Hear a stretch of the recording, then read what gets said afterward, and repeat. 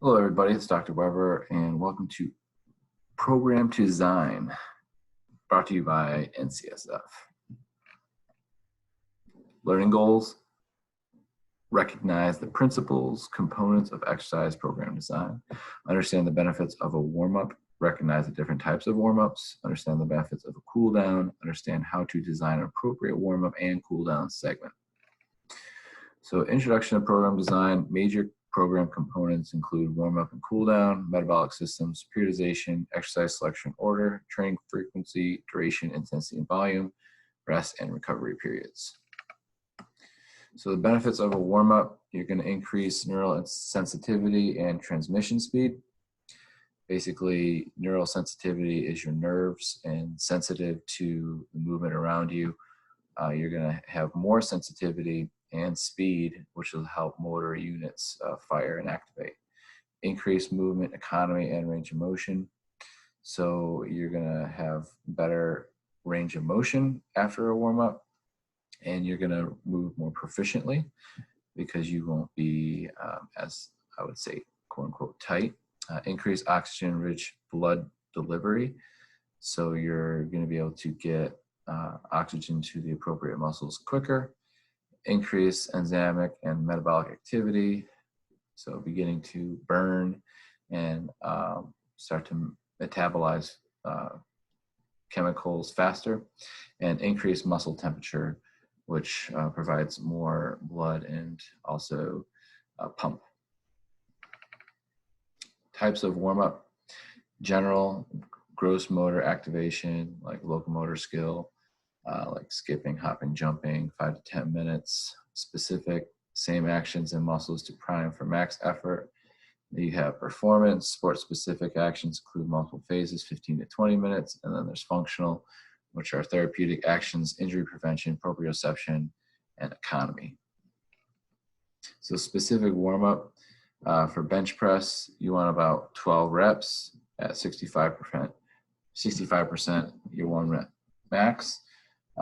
Or 10 reps at 70% of your 1 rep max, or 8 reps at 77.5 of your 1 rep max. Workout sets 3 times 6 at 82% of your 1 rep max. That would be a specific warm up for bench press, and your working sets would be lower set number amounts for higher amounts of weight to increase strength. Sample functional warm-up in a circuit format. So phase 1 will be low level aerobic activities like walking, biking, marching. Do this for about 3 minutes. And then phase 2, rotator cuff activities, sample internal and external rotation with resistant bands. Phase 3, abdominal activities, crunch, physio ball, reverse curl up, 2 to 4 sets. I would also add in some anti-rotation, anti-flexion, and anti-lateral flexion core exercises that we went over in class. Phase 4, low back activities, including bridge, back extensions, 2 to 4 sets, and then that would be it for your warm-up. This would be a functional warm-up in a circuit format.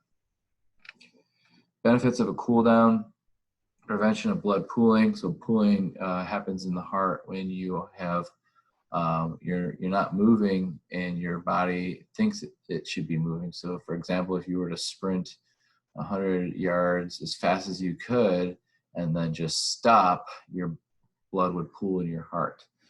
Maintenance of cardiac output. So your cardiac output depends on your body's ability to cool down at a natural rate.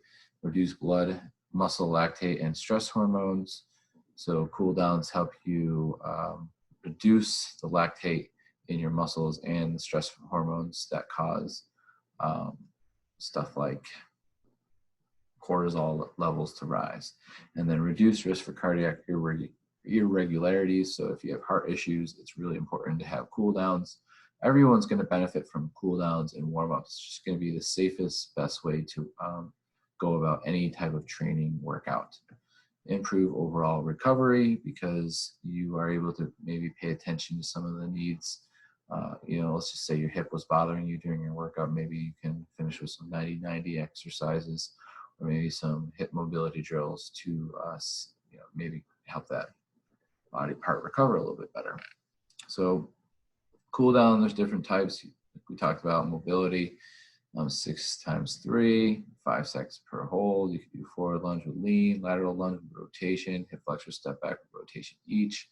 You do the combat squat. You could do the 90-90 external and internal hip rotation. You can also do internal and external rotation of the shoulders. You could do some controlled articular rotations of the neck and spine. You can do some foam roll if that feels good. Some people really like to use foam roller and massage. Sometimes people really get a lot of release, but it's not going to result in permanent changes, but it is a good cool down. And then static stretching, activated stretching and some TNF stretching, such as pals and rails.